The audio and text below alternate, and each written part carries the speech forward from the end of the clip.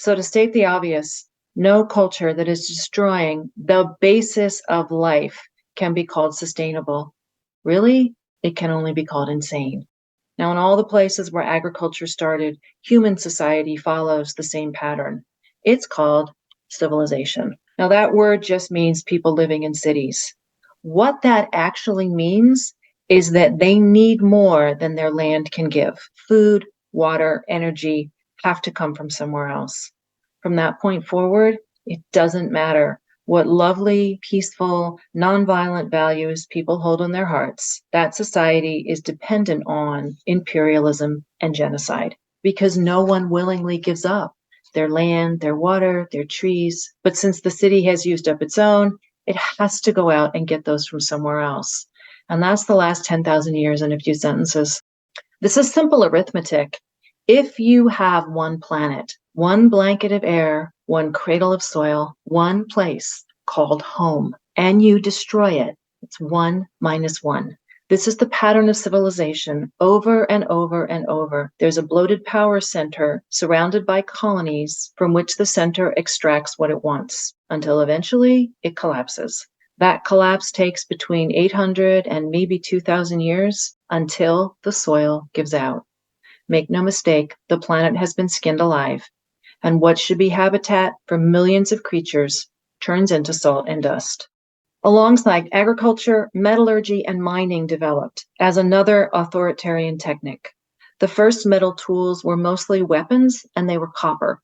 But copper was quickly replaced by bronze, which is an alloy of copper and tin. Iron came next, and finally steel. It's not possible to overstate the deleterious impact that metallurgy has had on human societies and biotic communities. It hardly matters which material we examine, the horrors are the same. The forest stripped to bare rock, the rock hacked, bludgeoned, or bombed into cavernous pits, the pits engulfing sweeps of land that will not recover until the next ice age recedes. Surrounding the devastation is always more. The leach ponds, the toxic tailings, the acid rain, the ulcerated fish, the fine particulates shredding lung tissue with every breath. This photo is of a toxic lake 60 miles wide, the result of mining for rare earth metals for solar panels.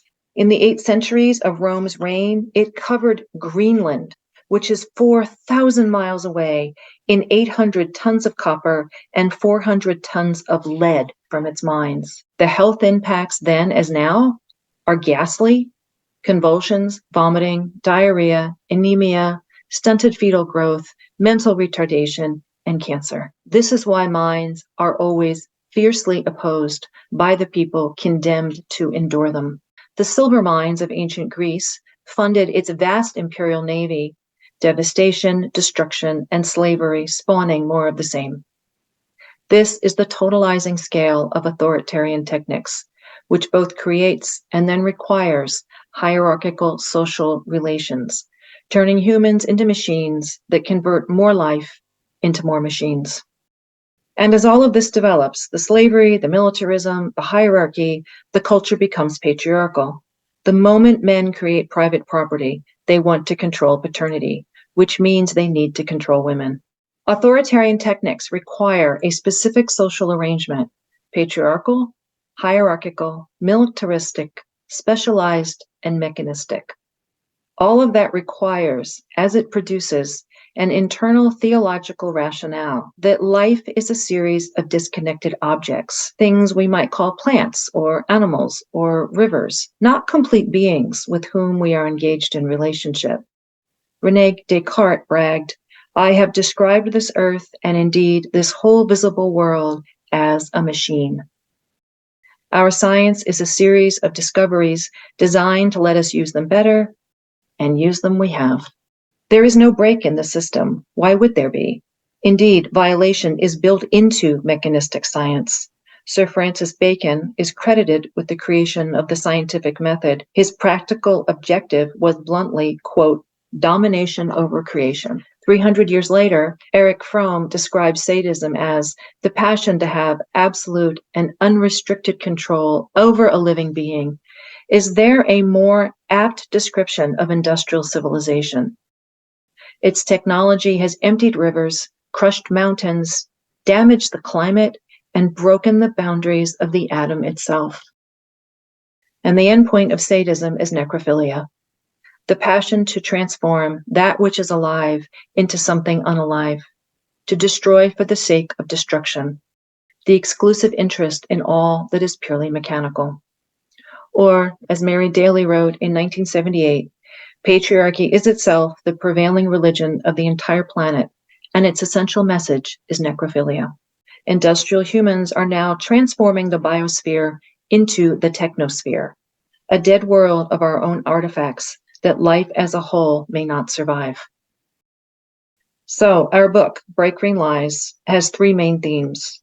The first is that industrial civilization requires industrial levels of energy. That's what it takes to fuel the wholesale conversion of living communities into dead commodities. That conversion is the problem. The task before us is not how to continue to fuel that conversion, it's how to stop it. The second point is that fossil fuel, especially oil, is functionally irreplaceable. The proposed alternatives like solar, wind, hydro, and biomass will never scale up to power an industrial economy. You can't argue with physics, Bill McKibben likes to say. No, you can't. And he, of all people, should know better. Third, the proposed technologies are, in their own right, assaults against the living world. From beginning to end, they require industrial-scale devastation, open pit mining, deforestation, soil toxification that's permanent on anything but a geologic timescale, extirpation and extinction of vulnerable species, and, oh yes, fossil fuel. So-called green technologies are some of the most destructive industrial processes ever invented, and the scale of them is grotesque. They will not save the Earth. They will only hasten its demise. We could bring this to a halt. I mean, there's no physical reason. We're not defying the laws of physics to stop human behavior. This is entirely on us. We've done this. We've made this way of life. We've arranged, our affairs such that we are destroying our planet. I don't think it's human nature. That's my point. It is a political arrangement, though, and anything humans make, we can unmake. So my 2 points of hope are what I call the girls in the grasses. So number one, there's way too many people. And I know everyone gets frightened off talking about that. And we have good reason to be frightened by it. I mean, the one-child policy in China has been pretty horrible. But that doesn't work. That top-down stuff doesn't work. The thing that does work, and I'm sure a lot of you know this because it's been studied inside out, is empowering women and girls. So the number one action around the globe you can do to actually slow global population is really simple. It's teach a girl to read. Because when women and girls have even that much more power over their lives, they choose to have fewer children. And then the grasses part is the number one way to get the carbon out of the sky and back into the ground is we have to reverse the process of what we've done with agriculture. So, somewhere around 99% of the world's prairies, the grasslands have been either destroyed or severely degraded. And it's really agriculture that did that. So we just need to reverse that because forests know how to make a forest. Rivers know how to be a river. Grasslands know how to repair themselves. All we need to do is stop destroying. Life honestly wants to live. Our main job is to stop destroying. So we need to pull back from these activities that are, the worst of them. And it means taking a good hard look at agriculture. Why did we ever start doing this? What did we gain from it? And the answer is really nothing. We destroyed our social arrangements. It created all this hierarchy and militarization and patriarchy. It destroyed our health. So anyway, we could just stop and we could let nature come back. We could let the forests recover. We could let the wetlands recover. We could let all the grasslands recover. And the reason I focus on the grasses is because grasses and ruminants make this incredible cohort. And the thing that they do best is build topsoil. And that's what grasses and ruminants have evolved to do, for millions of years together. They build soil. So what does that mean in terms of projects? Well, there's people doing this already. They're doing all that, returning ruminants to grasslands, repairing.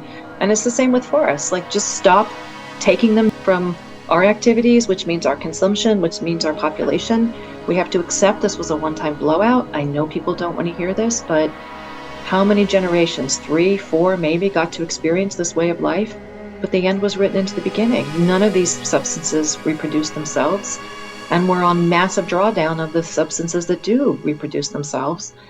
And our refusal to face this doesn't change the nature of the facts.